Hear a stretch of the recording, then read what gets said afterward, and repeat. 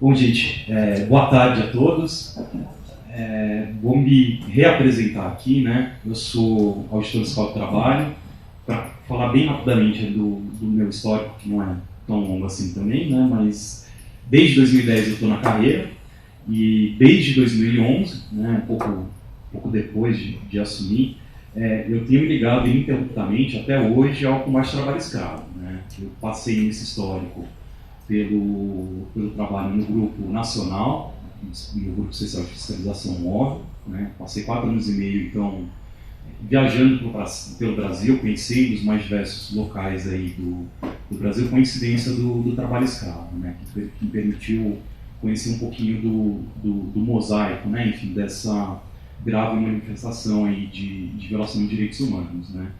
Depois disso, eu passei em torno de 2 anos e meio na chefia de divisão nacional para a erradicação do trabalho escravo. Então, tinha sob minha coordenação justamente essas equipes operacionais do Grupo Móvel e cuidava, enfim, da gestão da política nacional dentro do Ministério do Trabalho, dentro da Inspeção do Trabalho, das diretrizes gerais e institucionais do combate ao trabalho escravo também, né? Isso até o final do ano passado, segundo semestre do ano passado. Depois disso, fui exonerado do cargo e vim aqui, fui acolhido, e a primeira coisa que eu queria fazer é esse agradecimento aos colegas aqui de São Paulo de terem me recebido aqui dentro do projeto de combate ao trabalho escravo, especialmente terem confiado esse espaço para que eu falasse. Eu certamente não sou a pessoa mais qualificada e com o melhor histórico da realidade aqui de São Paulo, né? Então eu queria agradecer a generosidade de vocês, primeiro, de receberem e de abrir esse espaço para estar falando aqui também em nome do projeto, né? Queria acabar agradecendo também, enfim, todas as outras instituições que estão aqui presentes, que abraçaram a gente nesse dia de lembrança do Dia Nacional do Auditor Fiscal do Trabalho, da Chacina de Unai e do combate ao trabalho escravo, né? E que abraçam e vêm abraçando há tantos anos a causa do combate ao trabalho escravo, né? Como eu sou o primeiro a falar, eu vou procurar dar um pontapé inicial, dando um histórico um pouquinho do combate ao trabalho escravo no Brasil, pelo menos alguns pontos principais, alguns marcos institucionais históricos mesmo, falar um pouquinho dos marcos aqui de São Paulo e dar uma olhadinha em que pé que a gente está, com números, enfim, resultados das fiscalizações do resgate hoje, né? Então, eu tenho algumas coisas anotadas, não vou falar de tudo, né, mas primeiro fazer aquela primeira lembrança, né, da ratificação do Brasil lá em 57 e depois em 65, das 2 convenções da OIT relativas à erradicação do trabalho forçado, né? Apesar, né, enfim, dessa internalização desses 2 normativos durante muitos e muitos anos, institucionalmente o Estado brasileiro negou a existência de formas contemporâneas de escravidão, isso apesar de reiteradas denúncias da sociedade civil, né? A gente tem marcos, principalmente na década de 70, né? Com as denúncias que foram veiculadas, principalmente pela Igreja, pela Comissão Pastoral da Terra, da violência no campo, dos assassinatos de trabalhadores no direito do campo, nesse contexto de escravidão moderna, né? Foi preciso que, depois de reiteradas denúncias de casos graves, que o Brasil fosse condenado na Corte Interamericana de Direitos Humanos, por conta do caso que é célebre do trabalhador José Pereira, trabalhador que fugiu de uma fazenda, teve um colega assassinado e precisou se fingir de morto, inclusive, né, nesse meio tempo, para fugir da fazenda dos capangas ali, né? E o Estado brasileiro falhou reiteradamente na garantia de quaisquer direitos e reparações para esses trabalhadores e outras vítimas envolvidas nesse caso também, né? Isso culminou com a condenação do Estado brasileiro e com o reconhecimento a partir disso, né, de 95 oficialmente, da existência de formas contemporâneas de escravidão aqui e da necessidade do Estado brasileiro se equipar para fazer esse enfrentamento e erradicar a escravidão.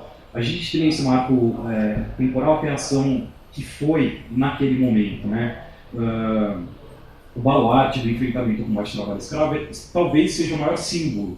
Eu não diria que é o instrumento mais importante, mas é o maior símbolo da criação de instrumentos no combate ao trabalho escravo, que é o Grupo Especial de Fiscalização Móvel, que desde lá atrás, em 95, dali para frente, surgiu com uma vocação interinstitucional, né, de abraçar um trabalho em rede, né. De 95, a gente tem uma vaga de atividade que vai se complementar, né, em 2002 com a criação do projeto da OIT, especificamente aqui no Brasil, para o combate ao trabalho escravo, né, e a gente tem um ano de grandes mudanças e avanços institucionais em 2003, né, que a gente tem aí, finalmente, um primeiro plano nacional organizado para fazer enfrentamento ao combate ao trabalho escravo, com o estabelecimento de competências e responsabilidades dos órgãos, diversos órgãos de Estado, e de articulação com a sociedade civil para fazer esse enfrentamento. A gente tem a criação de um Fórum Nacional, da Comissão Nacional para a Erradicação do Trabalho Escravo nesse ano, né? E a gente tem, mais para o final do ano, a alteração do Código Penal Brasileiro para estabelecer e trazer clareza jurídica de qual era o âmbito de proteção que se pretendia aqui no Brasil no combate ao trabalho escravo, para esclarecer que a escravidão contemporânea tem na sua essência, né, no que a define de mais essencial, a violação da dignidade da pessoa humana, quando ela estabelece que as 4 modalidades pelas quais ela se verifica: o trabalho forçado, a servidão por dívida, que nada mais que é uma modalidade mesmo de trabalho forçado, uma espécie de trabalho forçado, e a jornada exaustiva e condições degradantes, que são os 2 elementos que mostram para a gente que o que define, de fato, a escravidão contemporânea é a negação da condição de igual indignidade e direitos de uma pessoa. Tratar uma pessoa como coisa, como objeto, como um bem semovente, e não como um igual indignidade e impossibilidade de direitos, né? O outro marco institucional subsequente que a gente tem, importantíssimo no combate ao trabalho escravo, é a criação do cadastro de empregadores, o conhecido vulgarmente como lista suja, em 2004, né? Que vem sendo um instrumento essencial para dar publicidade, né, para o resultado da atuação do Estado brasileiro e uma possibilidade de controle social sobre a atuação do Estado brasileiro, né, e sobre as pessoas que administrativamente, do ponto de vista do direito trabalhista, da responsabilização administrativa, são considerados responsáveis pela exploração de pessoas nessas condições extremas de violações de direitos humanos, né. Em 2005, a gente tem um acordo e uma evolução, né, enfim, de organização do Estado brasileiro entre o Ministério do Trabalho e o Ministério do Desenvolvimento Social, né. Esse foi o primeiro esboço mais institucionalizado, foi renovado em Comissão Nacional em 2015 também, né, na preocupação do atendimento do pós daquelas vítimas, né. O que acontece depois, o Estado brasileiro sempre vinha fazendo e faz muito bem ainda hoje, essa atuação imediata de resgate, de afastamento da vítima daquela situação de lesão imediata e de recomposição de direitos trabalhistas, né. Dizer, o que a gente consegue no modelo do Grupo Móvel, no modelo de atuação das regionais, que é de recomposição integral de direitos, às vezes em 1 a 2 semanas, né, para além de indenizações por danos morais individuais, é uma coisa sem precedente, eu diria, no mundo, né. Com essa celeridade e essa garantia integral de direitos, né. Se a gente tivesse essas pessoas com esse grau de vulnerabilidade, a necessidade de elas procurarem ativamente o judiciário, com o tempo de duração que é natural de um processo judicial também, muito provavelmente as pessoas jamais veriam a garantia desses direitos. E a gente consegue, reconhecendo a fragilidade, a vulnerabilidade específica, especial dessa vítima, conseguir fazer essa garantia integral de direitos. Mas, de fato, esse pós, né, o que acontece com as pessoas depois que ela é retirada nesse primeiro momento do ciclo, é algo que precisa ser melhor trabalhado, melhor integrado, mas um dos pontos de partida foi justamente essa integração do Ministério do Trabalho com o encaminhamento do sistema de assistência social. Eu vou falar um pouquinho mais disso no final. Em 2008, a gente tem a criação do segundo plano nacional, a renovação daquele plano de 2003, uma atualização também com um novo compromisso aí do Estado brasileiro das instituições que o compõem para fazer o enfrentamento, né. Tem alguns marcos institucionais um pouquinho mais velhos, mas eu vou deixar para o final para falar um pouquinho dos resultados, como que a gente está olhando principalmente para o ano de 2017, o que aconteceu aí nesse finalzinho de ano, né.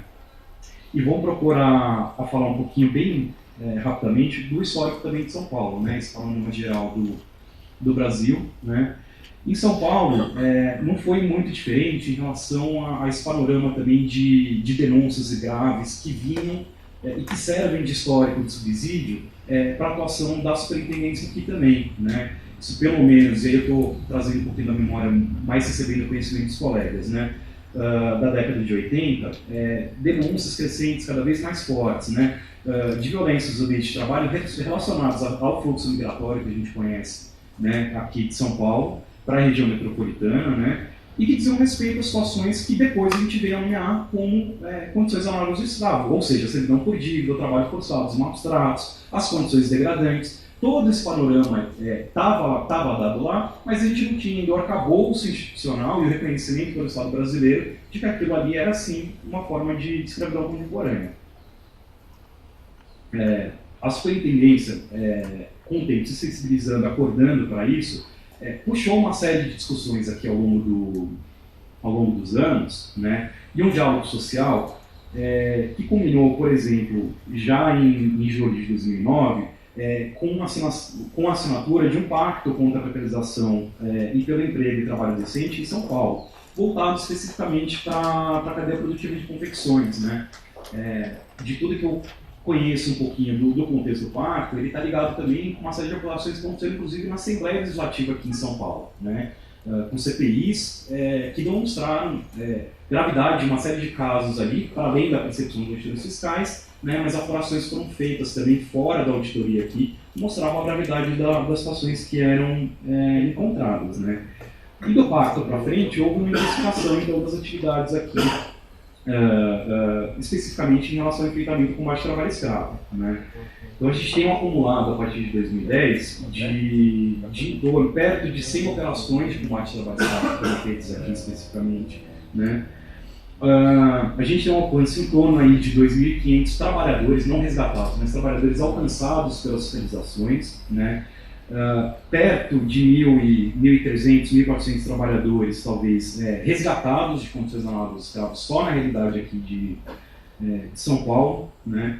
Com uma estimativa aí de em torno de 400 pessoas originárias de outros países e em torno de 25 crianças ou adolescentes, né? Falando do que é sonegado ou do que foi recuperado em termos de sonegação pela atuação da ação fiscal, da ação fiscal aqui, a gente está falando de pagamentos de verbas trabalhistas sonegadas e verbas rescisórias da ordem de quase 7 milhões de reais, né? O que dá a tônica também um pouco do qual é o real motor, né, também econômico da existência do combate ao trabalho escravo, né? Precarização, diminuição extremada do custo da mão de obra ao custo também da dignidade da pessoa humana, né? Isso gerou em torno aí de mais de 400 autos de infração, né, de responsabilização administrativa, por conta das irregularidades encontradas nessas situações de trabalho escravo, né? Para além do setor têxtil, né, a gente teve um panorama, um rol de outras atividades encontradas aqui na realidade de São Paulo, como indústria de alimentação, comércio varejista, né, construção civil, agricultura, coleta de resíduos, carvoarias. Então a gente tem uma miríade de atividades aqui com incidência do trabalho escravo, né? Outro processo muito importante que no histórico de São Paulo, de qual participou a Superintendência de Inspeção do Trabalho, foi justamente a criação da Comissão Estadual de Erradicação do Trabalho Escravo, né? É um dos eixos importantíssimos do Plano Nacional de Erradicação do Trabalho Escravo, é aumentar a articulação em nível local das instituições para fazer enfrentamento de combate ao trabalho escravo. Importantes instituições se envolveram na criação dessa comissão estadual, mas a gente tem um problema, e é preciso colocar isso em evidência também aqui, específico, e um impasse específico na realidade de São Paulo, que em 2015 culminou no afastamento da superintendência aqui da comissão estadual. E o ponto central, e ao qual a gente espera que ainda seja resolvido, a gente está disposto ao diálogo desde que seja um ponto de partida, né, para que a gente resolva essa questão, é a existência de um plano estadual para enfrentamento com o combate ao trabalho escravo. Esse plano já foi elaborado por uma série de instituições que estavam envolvidas dentro da COETRAI.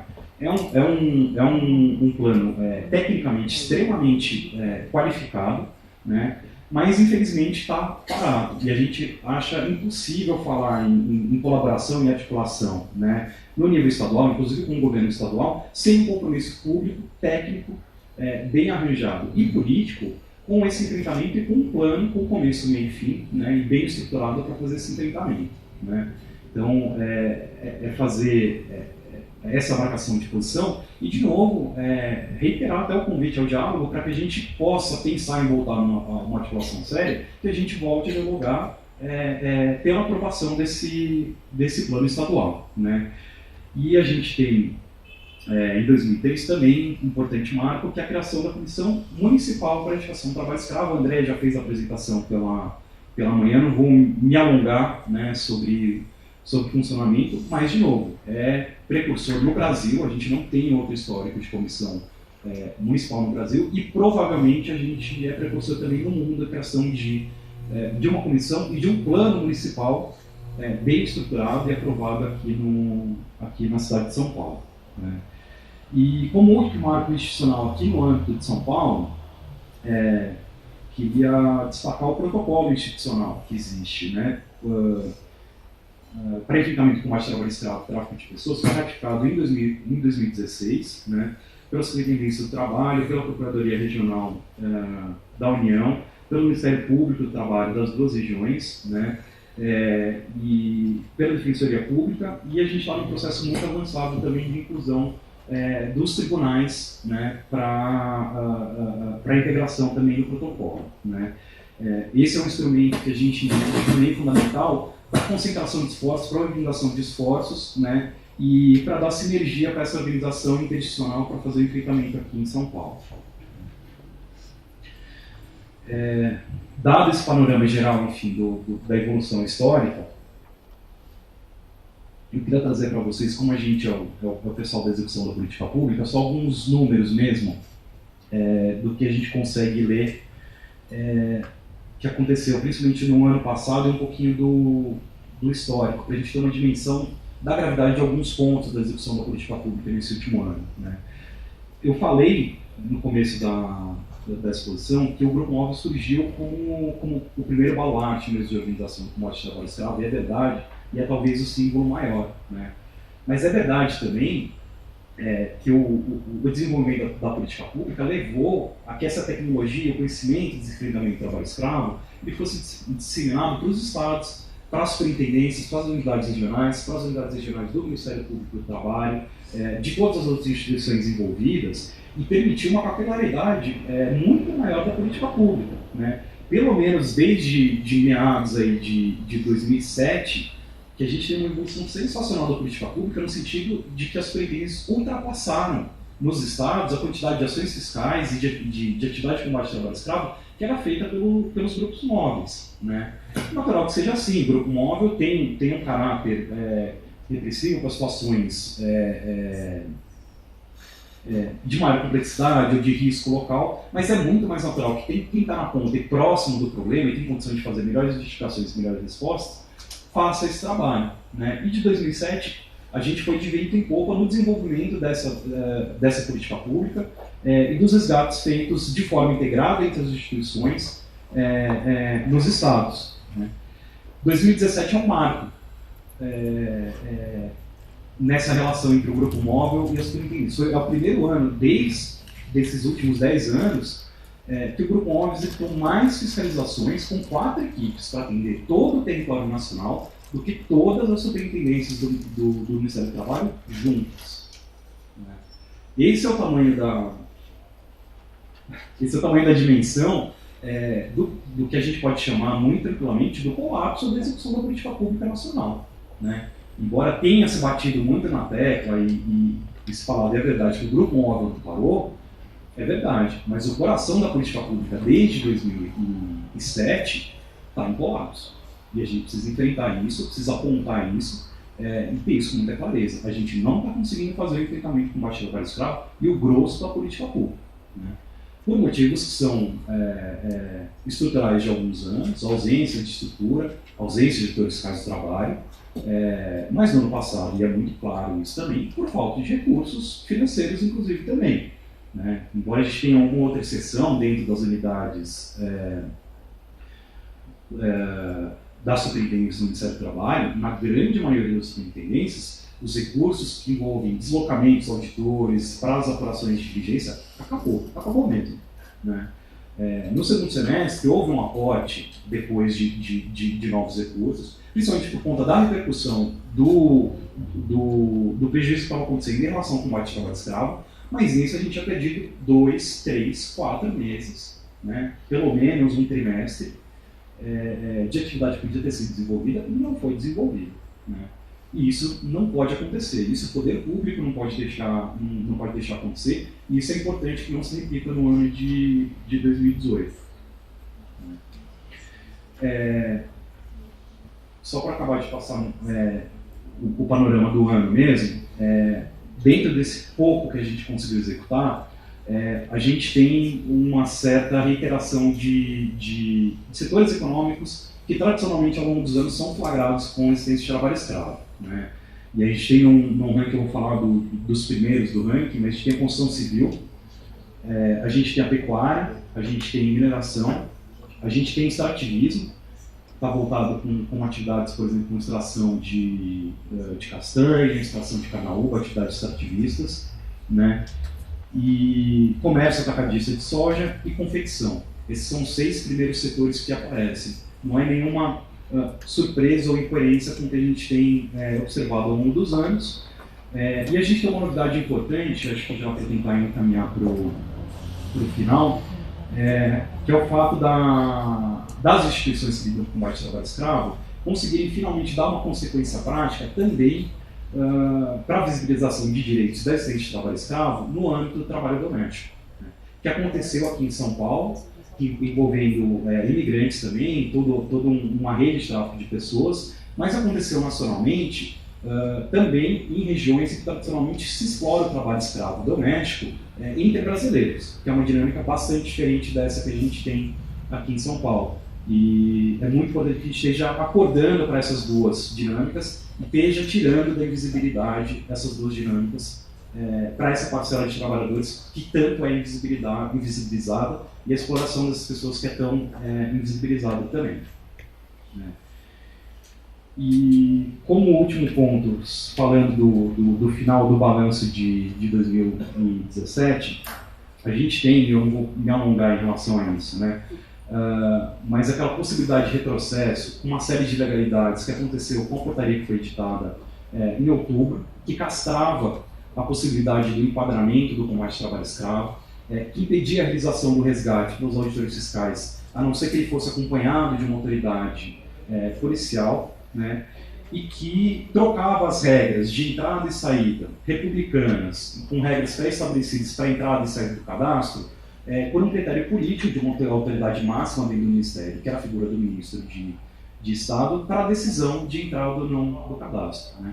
Felizmente, com a mobilização que aconteceu de todas as instituições, atores, enfim, envolvidos no combate ao trabalho escravo, houve um passo atrás, né, nessa decisão. A gente teve uma nova portaria no final do ano que basicamente retornou à normalidade esse enquadramento, né, e abriu espaço para uma nova regulamentação de instrução normativa pelas secretarias de inspeção. E eu queria falar muito rapidamente 2 pontos que são talvez as 2 novidades que a gente possa tratar, né. O primeiro é dar uma consequência prática para o encaminhamento das vítimas, né? A gente apontar também na atividade do auditor fiscal do trabalho essa responsabilidade de fazer o encaminhamento da vítima no contato para a assistência social, para a entrada no cadastro único. Eles são público prioritário, desde que tenham o perfil para o Bolsa Família, né? E reconhecendo, e isso é muito claro para quem trabalha com isso ao longo dos anos, se essa vítima, que é extremamente fragilizada e, em geral, está migrando pelo trabalho, ela precisar de uma busca ativa, ou ela buscar ativamente o órgão público de assistência, ela não vai fazer isso. Então, esse primeiro momento de contato, no calor do momento pós-resgate, ele é fundamental para que essa pessoa consiga entrar no circuito, né? De outro jeito, a política pública falha em acolher essas pessoas. Esse é o primeiro ponto. O segundo ponto que eu queria destacar, e esse é um ponto importante de clareza, eu acho que tanto para os auditores fiscais, quanto para outras autoridades, quanto para os administrados, né, a instrução normativa esclarece uma série. E aí, a partir de um grupo de estudo que levou pelo menos 2 anos para a elaboração desse trabalho, olhando para o histórico de enquadramento do trabalho escravo durante esses mais de 20 anos de combate ao trabalho escravo, é indicar quais são os termômetros, quais são os indicadores importantes para que você identifique cada uma das modalidades de trabalho análogo ao escravo, aquelas 4 das quais eu falei, né? Estabelecendo lá no artigo 8º, e deixando muito claro isso, que o diagnóstico técnico das hipóteses de trabalho escravo no Brasil, elas dependem de uma apuração e uma análise qualitativa de violações que são multifatoriais. Ou seja, quando a gente fala de condição degradante, a gente está falando de um prisma complexo de graves violações, né? Quando a gente está falando de falta de água potável, a gente está falando de uma grave violação trabalhista. Por mais grave que isso seja isoladamente, isso não vai ser tratado por si só como trabalho escravo.